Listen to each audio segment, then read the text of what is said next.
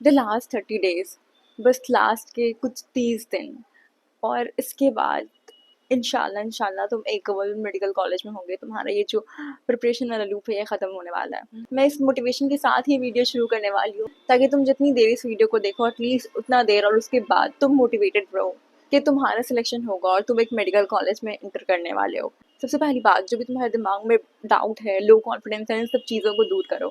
I know बहुत सारे बच्चे के मार्क्स अभी स्टक किए हुए, मार्क्स इंप्रूव नहीं हो रहे, इसीलिए इस वीडियो को एंड तक देखना, क्योंकि इस वीडियो में मैं 30 डेज प्लानर बताने वाली हूँ, जो एक्चुअली अगर अभी मैं नीट एस्पायरेंट होती तो मैं फॉलो करती, और मैंने अपनी प्रिपरेशन के टाइम पे इसे फॉलो किया है। अभी तुम जैसे मॉक टेस्ट दे रहे हो तो तुम्हारे स्कोर ही नहीं हिल रहे हैं, ये फीलिंग मैं जानती हूँ। Right now I am a third year MBBS student, I have been in that hall, I know what works and what doesn't. Plan बताने से पहले मैं एक चीज़ यहाँ पे एड्रेस करना चाहती हूँ। तुम मॉक दे रहे हो एंड मॉक में क्या हो रहा है कि तुम दो ऑप्शन के बीच में जनरली कंफ्यूज हो जा रहे हो, तुम टेस्ट में अच्छा परफॉर्म नहीं कर रहे हो और तुम्हारे मार्क्स बिल्कुल ही स्टक हो चुके हैं। It's like a cutting a huge tree with a blunt x. पूरा दिन लगा दे रहे हो लेकिन वो पेड़ गिर नहीं रहा है, वो पेड़ हिल नहीं रहा है। तो now it's the time to sharpen your axe, that's why I recommend you MemoNEET. वहाँ पे you have NCERT based note, जहाँ तुम एक चैप्टर को कंप्लीट कर सकते हो ओनली इन 45 मिनट्स, और उसमें जितने भी इंपॉर्टेंट टॉपिक्स है वो ऑलरेडी मार्क्ड है। ये बहुत ही कॉमन सिनेरियो है कि तुम मॉक दे रहे हो लेकिन फिजिक्स और केमिस्ट्री तुम प्रॉपर्ली रिवाइज नहीं कर पाते हो, तो open the app and go to the NCERT revision पत्रिका। वहाँ पे you can revise the full chapter in within 2 to 4 pages of mind map. Mind map में इंपॉर्टेंट क्वेश्चन टाइप्स भी हैं and how to approach them. From here, you can finish your full chapter in maximum 30 minutes with 15 to 20 specific questions covering the complete chapter. Like last time के लिए this is perfect. And one more thing, so तुम अपने बेकार time को productive कैसे बना सकते हो?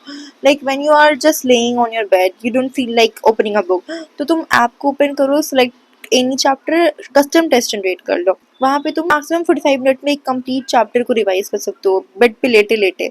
नीट 2025 में 96% question directly MemoNEET app से थे। For your final 30 days, Phoenix final 30 day plan is completely free inside the app. वहाँ पे तुम live test series, live discussion, live mentorship सब कुछ कर सकते हो and it is just free inside the app. It is actually a real trap. It's strictly anxiety based. Open the app, go to the store and select your target. Like तुम्हें 680 plus target करना है, 620 plus target करना है, तुम्हारा क्या target है और आज ही लो। Link is in the description box. Actual अपनी स्ट्रैटेजी पे आ जाती हूँ। पहली बात ये मत करना कि 10-10 दिन डिवाइड कर लो कि 10 दिन बायो में पढ़ेंगे, 10 दिन फिजिक्स पढ़ेंगे एंड 10 दिन केमिस्ट्री पढ़ेंगे। ये बिल्कुल भी मत करना, क्योंकि तुम्हारा हर सब्जेक्ट इक्वली इंपॉर्टेंट है। तुम इस तरह से पढ़ने का सोच रहे हो तो तुम बहुत ही गलत आइडिया है, क्योंकि तुम तब तक पिछला अपना सब कुछ भूलते जाओगे। इसलिए तुम्हें हर दिन अपने तीनों सब्जेक्ट को प्रायोरिटी देनी है। पॉइंट नंबर 2, इस टाइम पे बहुत सारे बच्चे टेस्ट देकर आते हैं, टेस्ट देने के बाद वो डिप्रेस हो जाते हैं, उनका मार्क्स अच्छा नहीं आता है, उन्हें बहुत बुरा लगता है। देन वो क्या करते हैं, उनका जो भी सब्जेक्ट सबसे वीक होता है, सपोज बायोलॉजी उनका अच्छा नहीं जा रहा है, तो वो अपना पूरा का पूरा टाइम देके बायोलॉजी को ही कवर करने की कोशिश करेंगे। उन्हें लगेगा कि उनका बायोलॉजी में बहुत कुछ चीज़ छूटा हुआ है। देन वो क्या करेंगे कि वो बैठ जाएंगे बायोलॉजी पढ़ने, अपनी बुक खोलेंगे और वो बस बैक टू बैक एक चैप्टर के बाद दूसरा चैप्टर, दूसरे के बाद तीसरा चैप्टर, इस तरह से करते करते पूरा दिन गुजार देते हैं। तुम्हें ये बिल्कुल भी नहीं करना है। अगर तुम नीट में सिलेक्शन चाहते हो, नीट 2026 में सिलेक्शन चाहते हो, ये सब गलती बिल्कुल भी मत करना। मैं बता रही हूँ तुम्हें, पेपर से डिप्रेस होके एक सब्जेक्ट को बिल्कुल भी प्रायोरिटी मत देना। तुम्हारा हर दिन तीनों सब्जेक्ट को प्रायोरिटी देना इंपॉर्टेंट है। नाउ डे 1 टू डे 3, जिस दिन भी ये तुम्हारा डे 1 शुरू हो रहा है, तो 3 दिन तक तुम कुछ मत पढ़ो, कुछ भी मत पढ़ो। मैं बता रही हूँ, तुम्हें लगेगा कि मैं क्या बोल रही हूँ, बट ट्रस्ट मी, तुम टेक्स्ट बुक खोलो ही मत, तुम बस अपना मॉक उठाओ। तुम जितने मॉक दे रखे हैं ना, बस अपना मॉक उठाओ। और अगर तुमने मॉक नहीं दिए हैं तो तुम पीवाईक्यूज उठाओ। पीवाईक्यूज लाइक लिटरली पेपर उठाओ, 22 का पेपर, 21 का पेपर, 18 का पेपर, 19 का पेपर, पेपर उठाओ। और अगर मॉक दे रखे हैं तो तुम अपने मॉक देखो, उठाओ, अपने पार्ट टेस्ट उठाओ और सिर्फ उसको थॉरोली चेक करो, पूरा अच्छे से पता करो कि तुम्हारा कौन सा चैप्टर वीक है, एकदम पता करो तुम्हारे कौन सा टॉपिक वीक है। तुम्हें अपना एक्स्ट्रा टाइम देकर के उन सब टॉपिक्स पे बहुत ज़्यादा ध्यान देना है, रिविजन के साथ साथ। This is really very important. तुमको लग रहा होगा कि मैं क्या बोल रही हूँ, अभी बहुत ज़्यादा रिवाइज करने का टाइम है और मैं ये क्या बोल रही हूँ कि बिल्कुल भी मत खोलना 3 दिन, कहीं इससे मेरा बहुत ही ख़राब ना हो जाए परफॉर्मेंस। मैं बता रही हूँ तुम्हारा परफॉर्मेंस इंप्रूव करने वाला है अगर तुम इस चीज़ को फॉलो कर रहे हो तो। क्योंकि जब तुम अपना मॉक पेपर से गो थ्रू करोगे, जब तुम अपने पार्ट वाइज टेस्ट से गो थ्रू करोगे, तुमको लगेगा कि कितने सारे चैप्टर्स पे भी रिवाइज करने की जरूरत है और कितने की उतनी ज्यादा जरूरत नहीं है। तुम उसको थोड़ा थोड़ा भी देखोगे तो हो जाएगा। पहले ही तुमको क्लैरिटी मिल जाएगा अपने पूरे के पूरे सिलेबस का, जो तुमको इन लास्ट 30 डेज में रिवाइज करना है। अदरवाइज़ तुम सिर्फ मक्ड अप हो जाओगे, किसी चैप्टर में ज़्यादा टाइम दोगे, किसी में कम टाइम दोगे। इससे बेटर है तुम पहले ही अपना अप्रोच लेके चलो कि तुम्हें क्या कैसे करना है। तुम्हें तुम्हारी नेक्स्ट 30 डेज़ दिखनी चाहिए, लाइक विजुअलाइज़ होनी चाहिए। तुम्हारा आगे का पूरा प्लान तुम्हारे सामने होना चाहिए। तुम्हें रैंडम नहीं पढ़ना है कुछ भी। इट्स नॉट द टाइम कि तुम अपना रैंडम पढ़ के अपना टाइम वेस्ट करो। बहुत ही सिस्टमैटिकली पढ़ना होगा, बहुत ही प्रॉपर स्ट्रैटेजी से पढ़ना होगा। अंधा तीर मारोगे तो वो कहीं नहीं लगेगा, कितना भी अच्छा पढ़ लो। हमारी डेली रूटीन की बात कर लेते हैं। डेली रूटीन बहुत ही सिंपल है। सुबह में उठ के फिजिक्स कर लेना, सुबह सवेरे उठ के पढ़ना। वाला कोई चैप्टर बहुत वीक है तो उसके वन शॉट देख लेना, और फिजिक्स अपना खुद से प्रैक्टिस करना, क्वेश्चन सॉल्व करना, बुक लगाना। ये नहीं कि सिर्फ ऑनलाइन लेक्चर चला के छोड़ दिया उसके साथ चल रहा है। ये गलती तो बिल्कुल भी मत करना।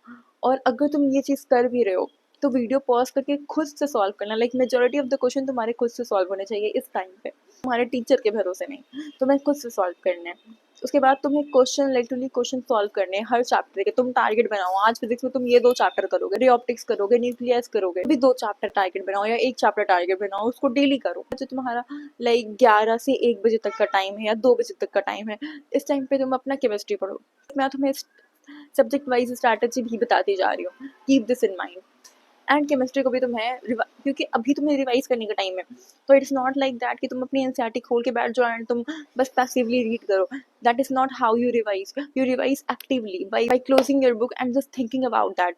सो बिफोर डूइंग दैट तुम क्वेश्चन प्रैक्टिस के थ्रू रिविजन कर सकते हो। तुम्हें पी ब्लॉक रिवाइज करें, तुम पी ब्लॉक का क्वेश्चन करो। तुम्हें ऑर्गेनिक केमिस्ट्री रिवाइज करें, तुम ऑर्गेनिक केमिस्ट्री के क्वेश्चन करो। हर चैप्टर के फिजिक्स में एटलीस्ट 45 से 50 क्वेश्चन अभी हर चैप्टर के करो, केमिस्ट्री में भी उतना करो या फिर उससे ज़्यादा करो, एंड बायोलॉजी में 100+ क्वेश्चन तुम्हें करने हैं। बेयर मिनिमम मैं बता रही हूँ, क्वेश्चंस के थ्रू रिवाइज करो। एंड जब लगे कि बहुत ज़्यादा ट्रिकी क्वेश्चन है, मतलब ये चैप्टर तुमको उतना अच्छे से याद नहीं है, तो फिर उसके बाद अपने नोट्स पे जाओ, एनसीईआरटी पे जाओ, एंड देन वहाँ से उस चीज़ को रिवाइज करो। I know it will take time, I know sometimes you will mucked up, I know sometimes जितना तुमने टाइम सोच के रखा है कि मुझे 1 बजे तक कर लेना है या 2 बजे तक कर लेना है, थोड़ा सा टाइम ऊपर नीचे हो सकता है, होगा, कोई प्रॉब्लम की बात नहीं है। और इस टाइम पे बिल्कुल भी पैनिक मत करना, बिल्कुल भी पैनिक मत करना। बस तुम्हें अच्छे से पढ़ना है, तुम्हें सिलेक्शन चाहिए, तो तुम सिर्फ अपनी पढ़ाई के बारे में सोचना, बिल्कुल भी पैनिक मत करना। अगर पढ़ाई नहीं भी हो रही तो भी पैनिक मत करना। बस कोशिश करना कि तुमको अपना बेस्ट देना है। जो भी तुम्हारा बेस्ट है। उसके बाद 2 से 5 तुम्हें अपने टेस्ट देने हैं। जिस दिन टेस्ट नहीं है उस दिन अपने प्रीवियस मॉक पेपर की एनालिसिस करनी है, उस दिन पीवाईक्यूज लगाने हैं, दैट्स इट। उसके बाद शाम के टाइम पे जिस दिन तुमने टेस्ट दिया उसका एनालिसिस करो। अदरवाइज तुम बायोलॉजी पढ़ो और जो रात का टाइम है वो बायोलॉजी पढ़ने में दो, क्योंकि रात तक बहुत हद तक एग्जॉस्ट हो जाता है इंसान। बायोलॉजी ऐसा सब्जेक्ट है कि तुम पढ़ सकते हो। फिजिक्स अगर तुम उस टाइम पे करने का सोचोगे तो उतना ज़्यादा शायद प्रोडक्टिव ना हो पाएगा, उतने ज़्यादा क्वेश्चन तुम प्रैक्टिस ना कर पाओ जो तुम सुबह में प्रैक्टिस कर लोगे। और दिन में 1 से 2 बार बस तुम्हें अपने फिजिक्स के फॉर्मूला नोट्स पे एक बार गो थ्रू करना है।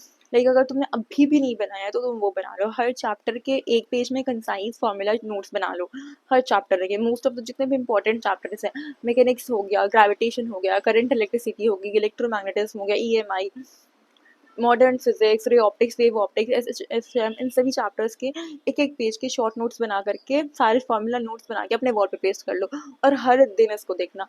तो मैं भी पॉसिबल तुम्हें लगे कि बहुत ज़्यादा टाइम लग रहा है, ये तुम्हारे लिए वेस्ट है इस तरह चीज़ों को रिवाइज करना, बट नहीं, ये तुम्हारे लिए प्रोडक्टिव होगा। हर दिन में 2 बार पूरे के पूरे फॉर्मूला से गो थ्रू करोगे तो तुम्हें रियलाइज होगा कि ये कितना ज़्यादा प्रोडक्टिव है। पूरे महीने तुम्हें भी ऐसे ही पढ़ना है। इनिशियली तुम्हें मॉक टेस्ट कितने देने हैं, तो एक से तुम 2 दे सकते हो, 2 टेस्ट पर वीक, एंड उसके बाद टू 4th वीक में तुम 3 मॉक टेस्ट पर वीक दे देना। ठीक है, लास्ट के जो 3 दिन होंगे 28, 29, 30 डेज जो तुम्हारा होगा, उस टाइम पे कुछ भी न्यू रिसोर्सेज पे मत जाना। जितने क्वेश्चन तुमने खुद से प्रैक्टिस किए बस उसी पे जाना, उसी को बार बार सॉल्व करना, उसी को बार बार रिवाइज करना।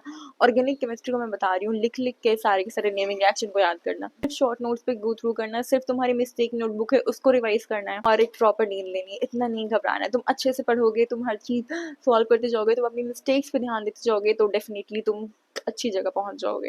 एंड इन लास्ट के 30 डेज में ऐसे भी दिन आएंगे जब तुम बहुत ज़्यादा डीमोटिवेटेड फील करोगे। हर बच्चा फील करता है, हर बच्चा इस फेज से गुजरता है। वो मोमेंट आएगा, मैं गारंटी देती हूँ वो आएगा, कि जब तुम्हें लगेगा पढ़ने का दिल नहीं कर रहा है, जब तुम बहुत एग्जॉस्ट फील करोगे। सिर्फ इस चीज़ को ध्यान देना, ये 20 मिनट रूल। जब भी तुम्हें लगे कि तुम्हें पढ़ने का दिल नहीं कर रहा है या तुम बहुत थक गए हो, तुमसे नहीं हो पा रहा है, बस तुम अपने माइंड को इस तरह से ट्रेन करना है कि तुम्हें 20 मिनट पढ़ना है। 20 मिनट पढ़ लो, बस बैडली स्लोली बस शुरू करो। Like motion cures emotion. तुम पहला कदम शुरू करो, फिर तुम्हारे लिए ईजी हो जाएगी चीज़ें। जो वो एंजाइटी हो रही होगी वो एंजाइटी टूट जाएगी क्योंकि तुम एक फ्लो में आ जाओगे। मैं मास्क पहन के यहाँ तक आई हूँ, लाइक साइलेंटली जस्ट स्टडिंग। जब मैं प्रिपरेशन करी थी, no one was there to watch me, no one was there to listen me, and मुझे कोई भी गाइड करने वाला नहीं था। I don't have any mentor, I don't have any teacher, no one was there to clap for me. मेरा हो गया, not because I am smartest, it's because I had system. और मैं रोज उठती रही, रोज मेहनत करती रही, मन करे या ना करे, बस इतना ही राज है और कोई राज नहीं है। अभी एक काम करो, कमेंट में आज से 30 डेज बाद की डेट लिखो। डेट जब लिखोगे तो वो रियल हो जाएगा। सब्सक्राइब करो, अभी तुम लोग के लिए बहुत सारी अच्छी अच्छी वीडियोस आने वाली है। ये मास डॉक्टर एक वीडियो देख के चली नहीं जाएगी, ये तुम्हें एग्जाम के दिन तक अच्छे से गाइड करने वाली है।